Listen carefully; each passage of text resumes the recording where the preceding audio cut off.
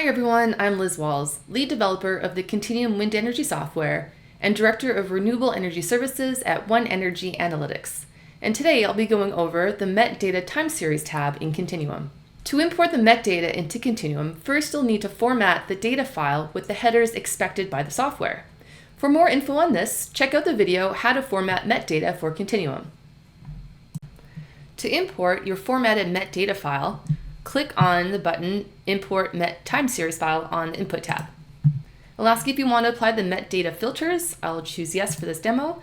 And then it will remind you that the modeled height is set to 80 meters by default. If you want to change that to another value, click no, and then click Edit on the Input tab to change the modeled height to the height of the turbine you want to model.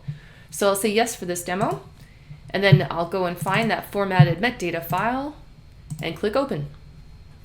It'll then ask for the datum to use, which converts lat long to UTM coordinates and vice versa, and they'll ask you if you're in the northern or southern hemisphere. We're in the US, so I'll click northern and click OK, and then the data will get read in.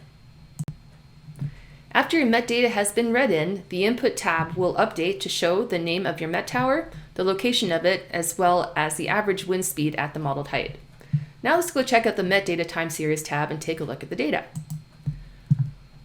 So it's the second tab, Metadata Time Series, and this tab is split into two. On the left-hand side, we have the data in table form, and on the right-hand side, we have it in graphical form. There is a slider bar in the middle that you can hover around until you find, and then once you do, you can drag it all the way to the right to make the table larger, or the other way to make the graph size larger if you want to take a closer look at the graphs. Okay, let's explore the table side of this tab in more detail. So I've expanded the slider to the right to show the table, and I'm going to go over what these checklist boxes are above the table. So first on the left will be a list of all the met sites that you have loaded in the software. For this demo, we just have the single site, which we're calling demo site, but if you have multiple, they would be listed there, and you can select and unselect them, which would then hide or show them in the table. Next, we have a list of the 4 sensor types that Continuum will read in, and that is anemometer or wind speed data, vanes or wind direction data, temperature, and barometers, which measure the pressure. And then lastly, the checklist box on the right shows the individual sensors of all these different types. So by default, Continuum will show all of the wind speed data that has been loaded in. So we see anemometers are checked off, and all of the anemometer sensors are also checked off. In addition to the anemometer readings, it is also showing the wind speed shear, calculated wind speed shear, as well as the extrapolated wind speed. To add other data types to the table, we would check off those sensor types in the middle checkbox and then find the vanes that we want to view, and then they'll be added to the table. You'll also notice that some of the cells in the table are color-coded, and those different colors refer to the different quality control flags that were applied or different filters that were applied to the data. And to figure out or to see what those different colors correspond to, click the button Flag Legend, and you'll see this window pop up, which tells you which filter flag applies to each color. So here we have some tower shadow, some data that was filtered due to tower shadow, as well as some data that was filtered due to being outside the range of the sensor. Okay, now let's take a look at the other side, the right side that shows the plots. So I'm going to take the slider, pull it to the left, and the first thing you'll see is we have one plot by default, and this one plot is the wind speed data.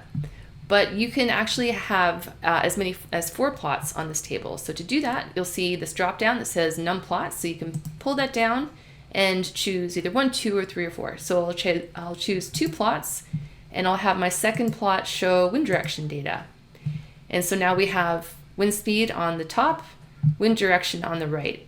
And you can go back to the left side of the tab to unselect or deselect certain sensors if you want to hone in on just a particular sensor for whatever reason.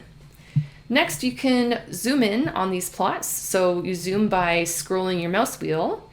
You scroll it up to zoom in, and you'll notice that as I'm scrolling on the top plot, on the wind speed plot, the wind direction plot is updating to the same time frame.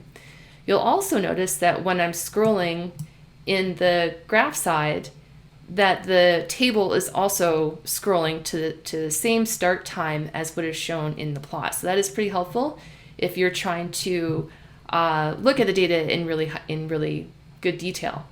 Next thing you can do on the graph side is you can use these left and right arrows. So I've zoomed in, and so now the time interval is 13 days in this view. So I can click forward and it will march forward through the data, again, moving the plots at the same step as well as moving the table along. So you have the tabular format of the data corresponding to the same time frame that you're seeing in the plot.